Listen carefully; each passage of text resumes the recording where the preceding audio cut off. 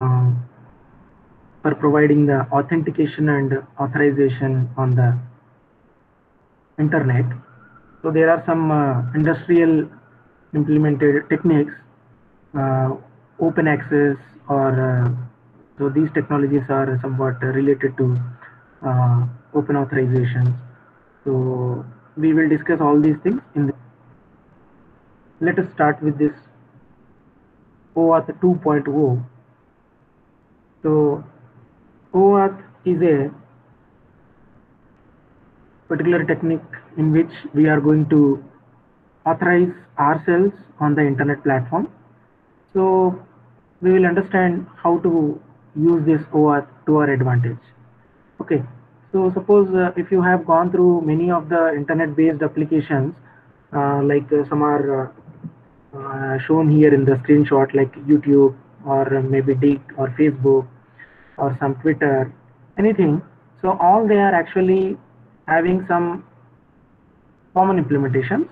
But if as a user, if you are registered with some 50 different websites which are popular, like you are a customer or you are a registered user for Instagram, you are a registered user for Twitter, similarly you are a registered user for YouTube, Flickr, then Amazon. Okay, so all these are actually our internet-based applications. So suppose what happens if you are using those websites for your needs, then that means you first of all need to be authenticate yourself so that that particular website is going to identify you as a uh, as a unique user. Okay, so that can be XYZ, but it needs to be identified first of all that any request that is coming to that website is actually from a unique user. How to identify those users or how to provide those functionalities is by using the logins. Okay, so we know that everything is based on the registrations, and as well as you need to provide your login name and password, and accordingly that particular site, if you are at all registered, then you are going to be allowed with the internal resources of that particular application. Otherwise, it will simply reject you to get into that website. So that may be the products selling website, or that may be some social media website, or some that can be any other website. If at all, if you are providing the matching credentials, if you are providing the matching credentials with whatever the credentials that are registered with that website, then only you are going to get the authentication as well as the authorization. Otherwise, it will simply reject you. So providing the further facilities on that website. Okay. So now this is the phenomena, like what we can understand. Like all these are actually in the internet uh, arena. And first of all, the client uses the browser, and through that browser he wants to get into one website that can be LinkedIn or some Facebook or Twitter. So accordingly, the website needs to be identified first of all. If you have any matching credentials, then there is no problem. Otherwise, it is going to ask you with the login credentials. Okay. So previously some techniques were also there. They were called as mashups, Google mashups, and some called as plugins. So using that plugins also, you can have this access like API access. So like these APIs are actually served by these websites only. So whenever there is any matching criteria coming to that website, then you are going to get authenticated from this website. Okay, so that means these mashups are nothing but the small snippets existing in a single browser. So at one portion you are seeing the LinkedIn part, and in some another portion you are getting the access to the web Facebook. So in that way also we can get hold of the information which are available from different websites. Okay, so there is a definite problem in this, because whoever is creating the mashups on his website, he need to know all the information as part of that customer registered details, so that he will be giving you the corresponding authentication as well as authorization. So that is a very um, situation that is a very unsafe situation in which nobody wants to share their registered user information of a different website to your particular customer website. Okay, so that means the Facebook login will never be shared by any other website. Similarly, a customer registered with Twitter, you don't want to use those credentials or want to share those credentials with any other platform. So that is the normal behavior from any customer endpoint view. Okay, from any customer point of view. So this is not acceptable. And the social web integration, that means in a typical web authentication model, user owning the resources shares the credentials with other applications to provide them access to their protected data. Okay. Suppose what happens if I am sharing my registered data of one particular website to another website administration. The above approach presents significant challenges for the resource owners. It requires sharing of the passwords in clear text, which third-party application stores for any future use. Suppose, for example, to understand in an easier way, I have the Gmail account, okay, and as a website creator, you people are going to create one good website in which every user will be asked to connect to their Gmail application. Okay, so that means I am going to use your website in which I can see my inbox in my Gmail inbox from your website. So that is what actually you are going to implement. So this is a case study actually. So in that way we can see. Suppose if you want to implement that kind of website in which I have to I can use my own Gmail. First of all, the requirement is I should be sharing my password credentials with you so that you are integrating those details in your website. Then only after using your website, I can be logging into the Gmail. So that is naturally happens, okay? Because you don't know my password and username. So until unless I do not share that password and username with you, you cannot provide that facility to me. Getting? So that means the only criteria is you have to ask all the lakhs and millions of users to share their passwords and usernames. So that to provide a simple functionality wherein they can log into your website and they can use their Gmail services also, or they may be using the YouTube services also. In that way you are offering some service, okay? But it requires a clear compromise of your credentials. It requires sharing of the passwords and the third-party application. That means whatever you are going to create, it will be storing that my login credentials in their database. Okay, so this is how the things will be stored at a different remote server, and accordingly my data is actually stored not in the primary application. That means if I am using the Gmail, my credentials of the Gmail are not with the Google but elsewhere with somebody else who is going to simply provide me the Gmail functionality from their websites. So that is a clear compromise that I need to make ensure so that that particular website is able to give me that facility. So any compromise of the third-party application result in compromise of the user's password and its data. Nowadays, the security is a very big concern. Even though the third-party application who has given some assurance that our credentials will not be shared by anyone, even though they are maintaining that, some hacker simply hacked into their website and they have stolen all the username passwords of all the registered users, and the username passwords of the not that particular website, but they can steal the information which is stored for the Gmail or YouTube or any other Twitter, Facebook, like that. Okay, so naturally if anybody is getting into that website, they can see all the information. Accordingly your entire social media logins or whatever the internet based applications will be compromised in only few seconds. Okay, so that is what the major threat normally associated with if you are sharing the passwords with any third party service provider, which we do not want to happen. Okay, so there is a clear compromise that can be happen. Even the third party providers can also use your data for their own advantages. We cannot believe the human, so we can the trust is not that much like the very the trust you that like means you cannot trust anybody anywhere anytime. So naturally what happens, even the third party service providers are using your data, or somebody hacking the third party service or website, maybe stealing your data, so anything can happen.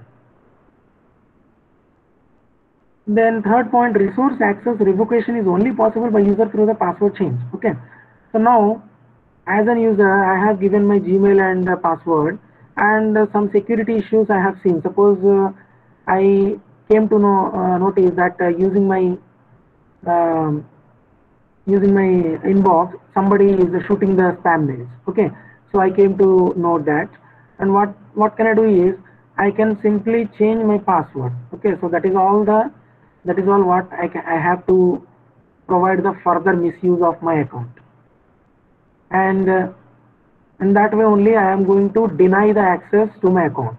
Okay, but what is the guarantee that my password didn't change itself by someone else? Okay, so naturally if they are stealing my data or they want to compromise with my account, they can naturally change the passwords also. That means this becomes no longer my account because the password was also changed. Okay, so only grant which is given is the password, and it can be misused, and it can be misused by 100%, denying me outright. I am the account owner, but I can be denied right now if my password is accessible by somebody else. Okay, so this is naturally, these are the issues. And one more thing is, third party applications have full access to the user's data, that is no data level or data scope access. Suppose I have shared with my password, then what you can do, you can delete the inbox, you can change the contact list, or you can send some spam mails, or you can do anything, because the entire 100% usage rights are available with you as soon as you are getting the access to my account details. Okay, so naturally after seeing all these points, we generally can understand that sharing the password is not a good thing that we can consider on the internet. Okay, so these are having different issues, because if I want to access my account through somebody through some another website or web service, first of all I need to share my account login details, then only the website or web service can provide me that integration to different websites which I am the registered user. Okay, so things will be complicated once you are sharing the passwords to a third party service provider. Like the username password can be stolen by the third party service providers or the hackers who are hacking those web services or sites. And resource access revocation is not possible from my side, and the third party applications will be having fullest rights available to them once I have given my credentials. So these are the fundamental main security concerns which we can see and understand once you share your password or login details with any third party service provider. Okay, so that's why the social web integration cannot be implemented on this model. Okay, so we cannot implement the web integration like mashups, or suppose you are providing different site features all integrated into your website. So these cannot be easily done, because these are the challenges that are lurking in form of security concerns. Okay, so that's why several proprietary authorization protocols have emerged to address the integration problems. So thereby, so this is not possible. Whatever we have discussed, Either you cannot share the password, or if you are shared, these are the issues, everything we know. Okay, so that's why the proprietary authorization protocols have slowly emerged to address the integration problem of web platform. And some protocols are AuthSub by the Google, OpenAuth by AOL initially, BBAuth by Yahoo, Amazon Web Services API. So these are some of the only few uh, authorization protocols available on the internet. So these proprietary protocols burdens the API consumers with implementations all serving the same purpose, web integration for exchange of the protected data. Suppose you are interested in using the AuthSub, then that means you need to first of all understand the protocol and technology of this AuthSub initially. And suppose if you are working in a company and the client may ask to implement with this OpenAuth, then accordingly you have to learn this OpenAuth for integrating that web platform. Then some another client may ask for Amazon Web Services API. Then accordingly these implementations are somewhat different from these two. Okay, so in that way, there are many proprietary formats, but moreover, they are all serving the same purpose actually, but they have the fundamentally different architectures and implementations as such. Okay, so as a developer, you need to understand this as well as this as well as this, and these may change often after some period of time, and these may not at all getting changed. Some complications may be generated in one of these services because all these are proprietary formats. So all these are the practical limitations with these proprietary protocols. So these are the proprietary protocols, and these proprietary protocols are dependent on the company. Okay, so this AuthSub is basically dependent on the Google, how it actually implements that AuthSub in this technology, how to expose those APIs, and as a client, how you can access those APIs. So everything is somewhat limited. Okay, thereby the Internet Engineering Task Force (IETF) has proposed an OAuth protocol which integrates the commonalities and adopts the best practices of the proprietary web authorization protocols into a single open standard. So what this IETF has done, so this is the engineering task force, which is also responsible for the W3C, World Wide Web Consortium. Okay, so what they have done is, so this will not be work, they thought like in that way, because every company will be creating those open endpoints, and more often it will create a clutter as well as complexity to the end application. But as such, there is no common formats available because every technology is independent and every company is exposing the functionalities in a different way. So that's why what they thought to to have the best practice of whatever the main important aspects of web authorization protocols. They have studied all these web integration protocols, and accordingly they have decided to give a single open standard so that everybody can connect to that format and they can avail of the services irrespective of the domain, irrespective of the company, or irrespective of the protocol. So naturally, the end result is OAuth. So what is an OAuth? OAuth stands for Open Authorization. Okay, so this means open authorization, an open standard protocol that provides simple and secure authorization for different types of applications. If you are into the web domain or into the internet based applications, so that means naturally you want to have some different features available on your website, or exposing through your web service by exposing some mashups, some plugins. So maybe you are dealing into those kind of features.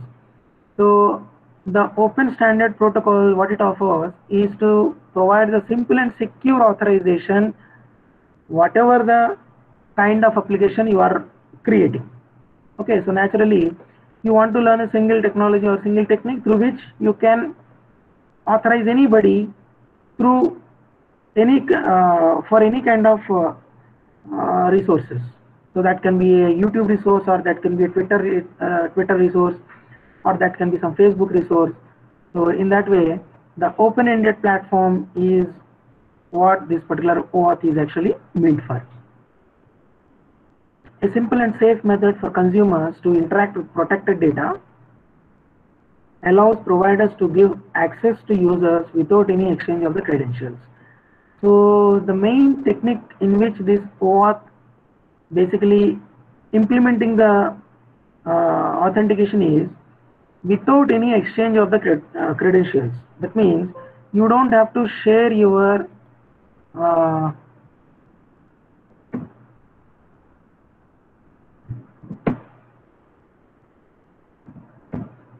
so you don't have to share your username and password to anybody. Okay, so still you can be accessing the third-party resources in a simple and safe way without compromising your account. So that is what the best technique and best mechanism of having the best of all. You are secured enough so that you are not going to reveal your credentials, and you are secured enough so that to get the resources from outside third-party services also. Then designed for use only with the HTTP protocol. It only works with the HTTP protocol. That means it is meant for the internet protocols only. It does not support any other protocol. It is flexible, compatible, and designed to work with mobile devices and desktop applications as well. Because ultimately it is able to run on the HTTP protocol only. But using this HTTP protocol, you can get the data so that you are connecting to the mobile devices as well as to connect with the desktop applications. Okay. So in those conditions, it will become a client-server architecture, where the server is actually authenticating you as well as providing you with the resources. And these are the clients, the mobile device. Nowadays, the Android devices or iOS devices are actually nothing but the clients, which they can interact with some API, and accordingly they can get the data without any compromise of your account details by using the OAuth or any other web standard protocols. Okay, provides a method for users to grant third-party access to their resources without sharing their credentials. So this is the best part. You don't have to share anything, and still you can grant the third-party resource providers to access your account safely. Okay, so that means by using this OAuth, I can enable you to get hold of some portions of your of my account for your website. So in that way, I can provide the limited accessibility without sharing my password or login credentials. So that is the best part. And it provides a way to grant limited access in terms of the scope and duration. It is not like the case with the earlier example, like I am sharing with my Google password, Gmail password, and wherein you are going to get all the account proprietorship once you got my password. Okay, you can do anything what I can do actually with that account. So that means you are now the owner. Okay, so as soon as you got the password, you are completely able to do anything. You can simply remove the account also. You can simply delete all the inbox. You can do anything.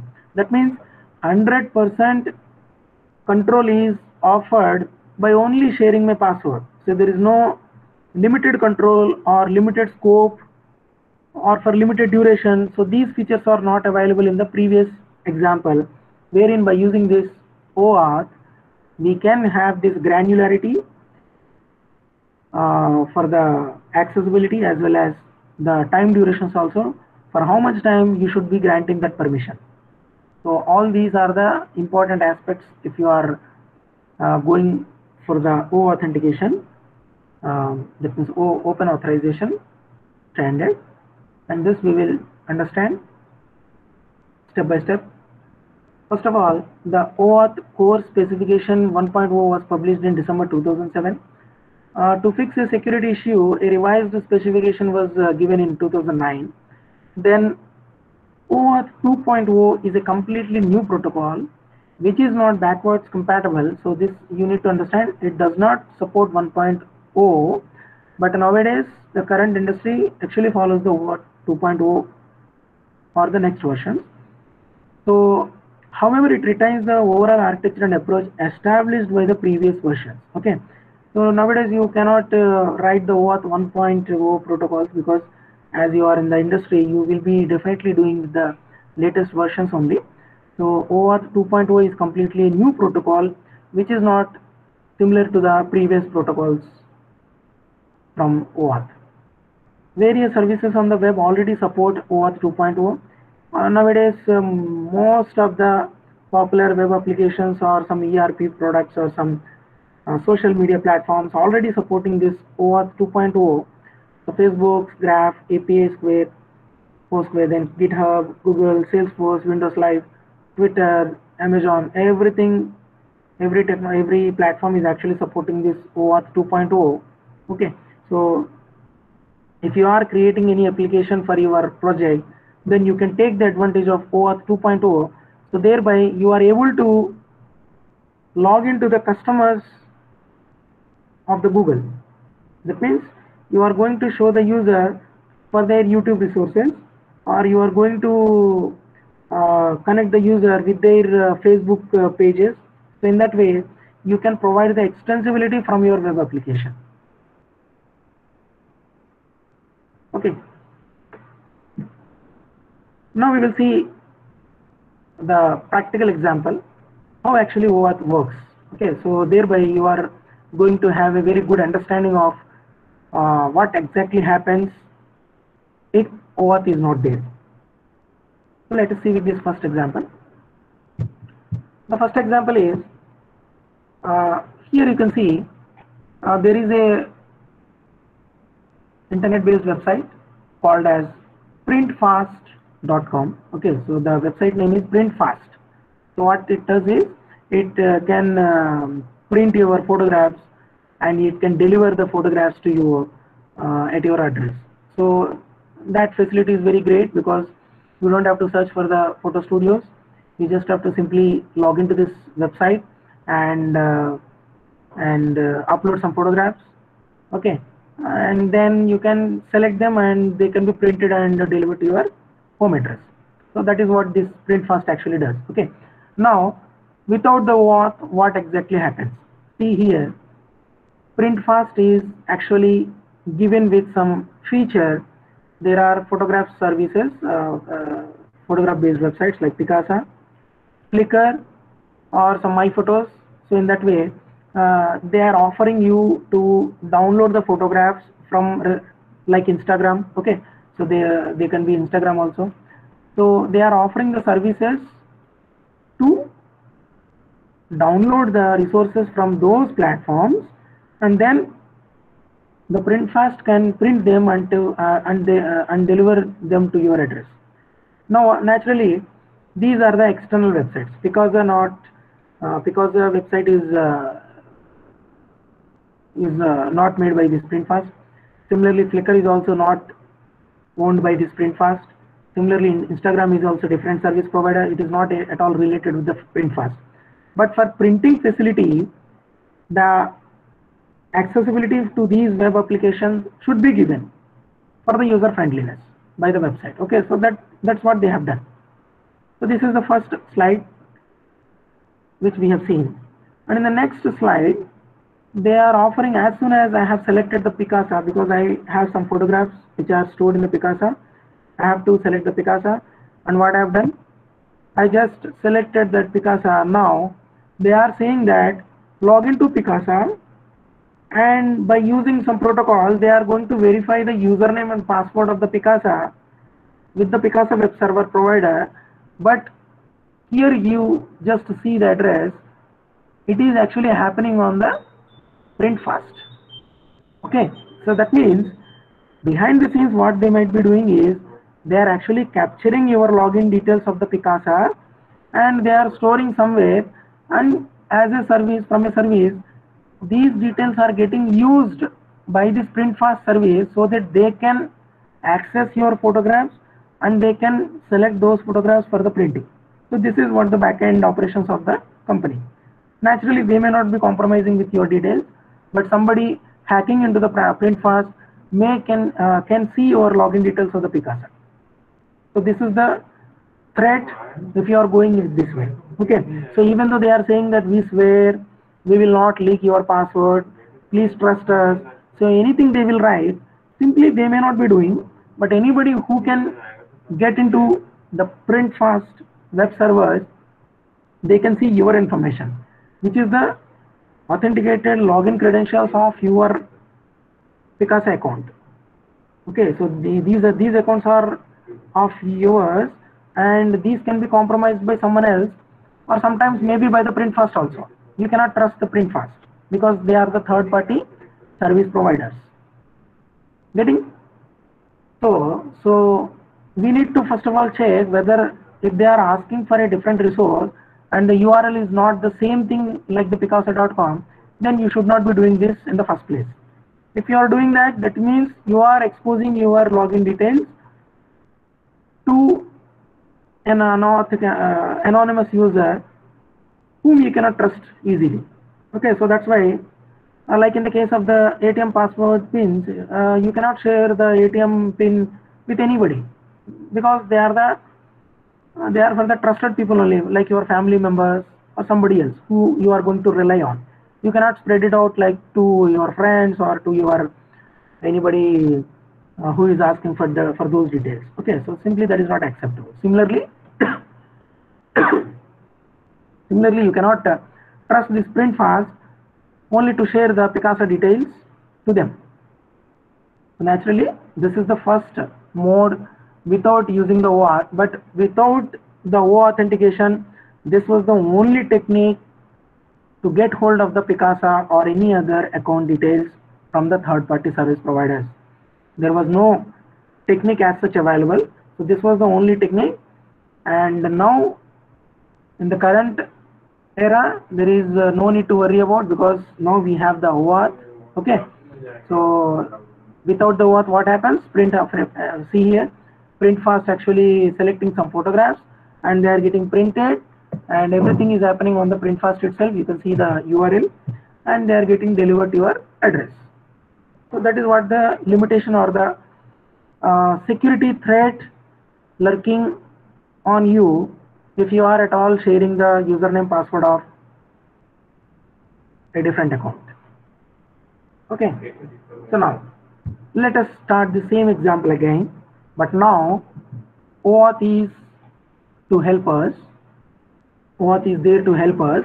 Now what happens, you see, with by using this OAuth, we are first of all logged into the printfast only. Okay, so printfast now saying that you need to select the photographs either from the Picasa or Flickr or some Insta, some another accounts. Okay, so that is what it is offering in the first user interface. So this is quite similar to the previous example, but as soon as I have selected the Picasa, now what this printfast is doing, see in the previous screenshot, the printfast is having the user interface on that domain, and as soon as I have selected the Picasa, it has taken me to the Picasa.com only. Okay, so the Picasa.com is now loaded into the browser, and now I have to fill up my details, which I am not sharing with the printfast third-party services. Okay, so everything I am actually giving to the Picasa.com only. Now there is no third-party service provider in the is visible here, because everything is genuinely happening on the Picasa site only, and these are the Picasa credentials only. So naturally your information is deemed to be secured, and thereby it is providing you with the details of accessibility. So you are going to either allow the access or deny the access to the Picasa.com, because the Picasa.com is checking that somebody from a third-party service is asking for your credentials, and it actually notices that, and it asks for your grant, and as soon as you are giving the grant permission, only for that duration your prints will be your photographs will be given back by that Picasa.com only for that short duration. Okay, and now the photographs are released to the printfast.com, and printfast is now able to get hold of your photographs, and you can select some of them and can go for the print. And what exactly has happened in this example, you did not share your Picasa account details with this printfast, and printfast has nothing to do with the Picasa. because it has requested some authentication to the Picasa.com, and Picasa has given, after asking your permission, okay, after asking your permission, you got the photographs only, and nowhere these login details are at all exposed to the third party service, which is printfast.com. So this is what is offered by the OAuth, Open Standard Authorization. Okay, so this is a very great technique to authenticate yourself across different service providers, and wherein you are not going to like compromise your account details with any XYZ, and they are safe enough only to be verified by the respective account holder only. If it is from the Google, then Google is going to validate your account, and it is going to give the grant permission only for that request only. After that, the password details or nothing is visible. And again, if you want to ask any other resource, you have to log into your account details. In that way, the granular permissions are there. Thereby, the Picasa.com account security is perfectly maintained without any security compromise. Okay, so with this example, we can clearly understand what exactly happens with the OAuth authorization protocol. So there are clear distinction between previous mode and this particular OAuth mode. So why OAuth is required? Because users are actually not trusting you, because as a PrintFast service provider, users cannot trust the PrintFast service because they are the third-party services. Okay, and more access than required, because in the previous example, in the first example, we have seen that first of all you have to share with your login password, then only you are going to get the photographs available from that platform, and no support for granular permissions. Once you have given with your password and login, everything is in their control. They can be doing anything with your account. So that's why no granular permissions are available. Granular means limited scope, limited functionalities, and limited controlling. Then phishing, helping phishing activities. With these phishing activities can be taken up on the third-party services. Thereby, leaking of the passwords of your Picasa or Google accounts will be a great risk anywhere attached to that. And then lower reliability to API interfaces, and so there will be not any reliability on the API interfaces. And then unable to revoke access once provided. Once you have shared with your password, you have given your key. Okay, so once they get hold of the key, they can do anything. So these are the limitations with the sharing of the passwords without the authorization. Then OAuth is required for delegating the access. Now, why OAuth is required? To delegate some controlled access to a certain party, or certain party means printfast.com or some xyz.com, then only for a certain resource. Okay, so you can delegate the accessibility only to get hold of the photographs of your account only. They cannot get hold of your other dashboard information or your profile information or any other information which is available on that domain. Okay, so they can be providing the resources up to some extent only, then some for limited time also. So by using the authorization, you can provide the certain resources can be shared only to certain parties, they can be shared, and only for limited time, and then you can revoke them selectively also. So every control is in your hands, so you can selectively decide on which one to grant or which one to revoke. So in that way, the delegation of the accessibility is there by using this OAuth protocol.